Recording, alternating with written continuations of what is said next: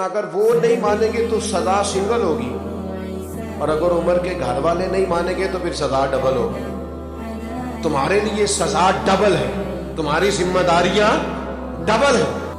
ایک دن حضرت عمر نے چاہا کہ میں نہ کچھ خاص نصیحتیں کروں لوگوں کو، کچھ خاص پیغام دین کا دوں، تو آپ نے لوگوں کو مسجد میں جمع کیا تو کافی سارے لوگ جمع ہو گئے، شہری بھی دیہاتی بھی۔ حضرت فاروق اعظم رضی اللہ تعالیٰ عنہ نے کتاب و سنت کے پیغام کو بڑا چن کے، بڑا تلاش کر کے اور بڑی ذوق سے، بڑی وارفتگی کے ساتھ، بڑے خاص لہجے میں ان لوگوں تک پہنچایا۔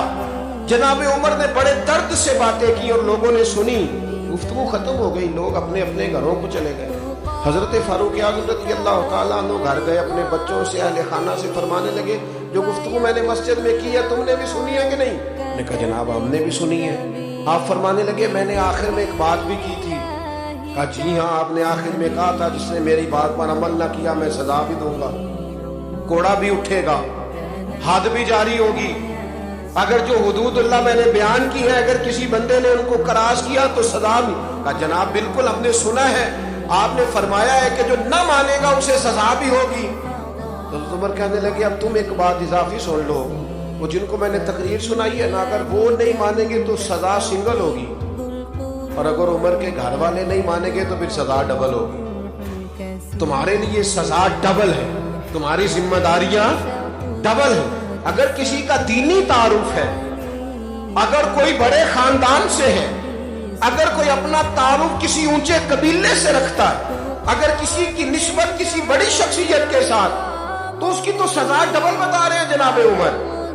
حضرت فاروق اعظم رضی اللہ تعالیٰ عنہ نے دور سے ایک نوجوان کو آتے دیکھا، وہ آپ کی طرف آ رہا تھا، تو آپ فرمانے لگے یہ شخص بیچارہ تکلیف میں اور کسی خاص پریشانی کے لیے ہماری طرف آ رہا ہے۔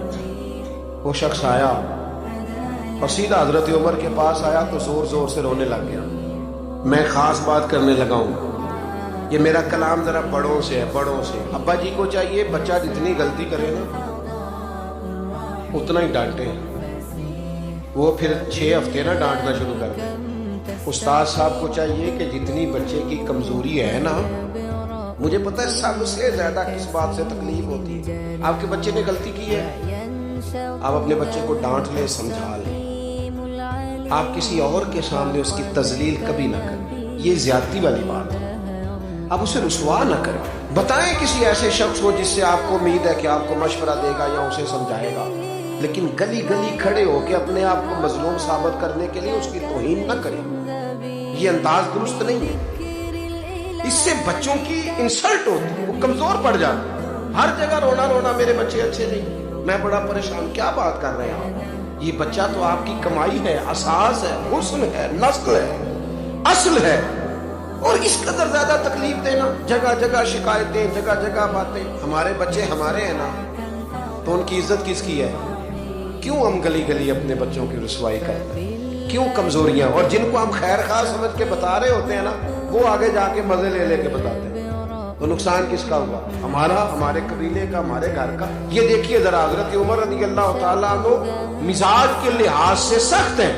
ایک نوجوان آیا، اس نے آ کے رونا، یہ پہلو آپ نے ضرور یاد رکھنا ہے میرے سیدنا فاروق اعظم کا، ہمارے امام، ہمارے قائد، ہمارے لیڈر، رہنما، مقتدا حضرت فاروق اعظم رضی اللہ، یہ انداز ضرور یاد رکھیے گا۔ حضرت عمر فاروق کا یہ طبقات ابن سعد میں موجود ہے۔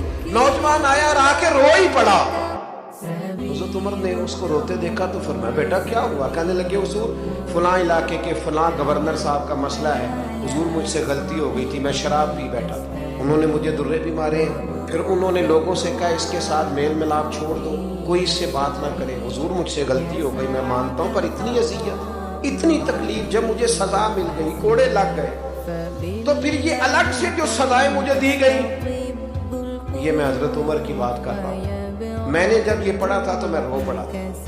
حضرت فاروق اعظم نے اس نوجوان کی بات سنی، سنو میں کیا کہہ رہا ہوں، اس گناہگار کی بات سنی، اس گناہگار کی بات سنی تو حضرت عمر رو پڑے اور فرمایا بلاؤ نہ ان گورنر صاحب کو، وہ بھی بڑے سمجھدار باوقار بڑے آدمی تھے، بلایا اور بلا کے فرمایا آپ کا اس جرم پر غصہ بالکل ٹھیک، لیکن آپ کو کس نے اجازت دی کہ آپ اسے اتنی تکلیف دیں؟ آپ نے کوڑے مار لیے جو سزا بنتی تھی، اور پھر آپ نے کیوں کر کے لوگوں سے کہا اس سے ملنا جلنا چھوڑ دیں؟